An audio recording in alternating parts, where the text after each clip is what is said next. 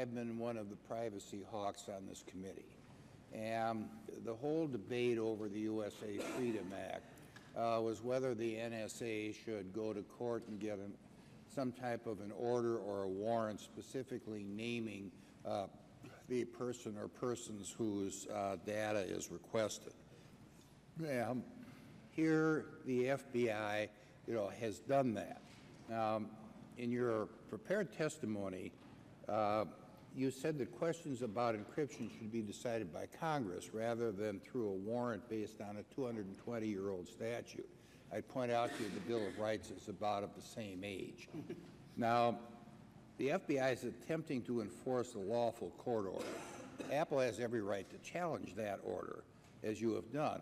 But why is Congress and not the courts the best venue to decide this issue? Congressman, I think that ultimately Congress must decide this issue.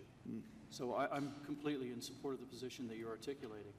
I think we find ourselves in an odd situation in a court in California because the FBI chose to pursue, in an ex parte fashion, a warrant that would compel Apple to do something. We view that not as an extension of the debate, not as a way to resolve this issue. We view that as a way to cut off the debate. If the court were to grant the relief that the FBI is seeking, we would be forced to do the very thing which we think is at issue and should be decided by the American people. We'd be forced to create the tool. Now, what's your proposed legislative response? Do you have a bill for us to consider? I do not have a bill for you to consider. Okay, thank you. That answers that.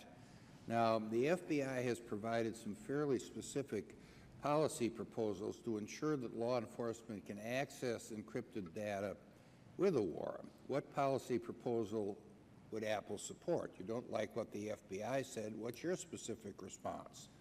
What we're asking for, Congressman, is a debate on this. I don't have a proposal. I don't have a solution for it. But what I think we need to do is to give this an appropriate and fair hearing at this body, which exists to convene and deliberate and decide issues of legislative importance. We think that the problem here is we need to get the right stakeholders in the room. This is not a security versus privacy issue.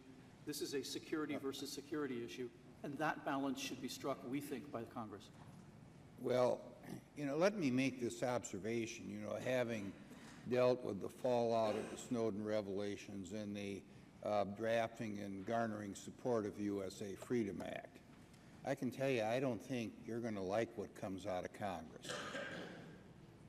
Congress, we will follow the law that comes out of this process. We certainly understand. Okay, well, the thing is I don't understand. You don't like what's being done with a lawfully issued warrant. And most warrants are issued on an ex parte basis, where law enforcement submits an affidavit before a magistrate or a judge, and the judge determines whether the allegations of the affidavit are sufficient for the warrant to issue. Now, you're operating in a vacuum. You've told us what you don't like. You said that Congress ought to debate and pass legislation. You haven't told us one thing about what you do like. When are we going to hear of what you do like so that Apple has a positive solution to what you are complaining about? You said it's Congress's job to do it. Now, we won't shirk from that. This hearing, is a part of this debate. The FBI has provided some policy suggestions on that. You haven't said what Apple will support. So all you've been doing is saying no, no, no, no.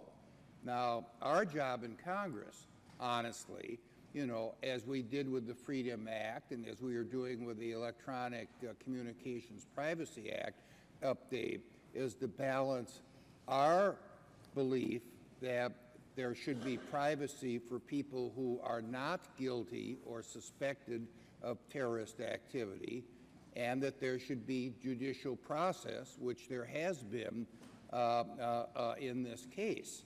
And, I guess that what your position is, because you don't have anything positive, is to simply leave us to our own devices. Well, we'll be very happy to do that, but I can guarantee you aren't going to like the result. I yield back. Congressman, I do think we have said what we stand for and what we believe is the positive place. Yeah. No, you know, the thing is you've asked Congress to do something. And I asked you what Congress should do. You said we have nothing. Then I said the FBI has provided specific policy proposals to ensure law enforcement is able to get this information.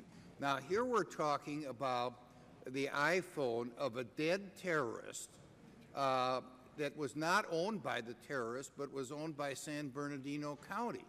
Now, you know, the thing is that I don't have a government iPhone. I have my own iPhone, which I use extensively, but the terrorist had, you know, a government iPhone which belonged to the government. I think the government, San Bernardino County specifically, would like to get to the bottom of this, and you're resisting it. I've said my piece. Time of the gentleman has expired. The gentleman from New York, Mr. Nadler, is recognized for 5 minutes. Thank you, Mr. Chairman. Let me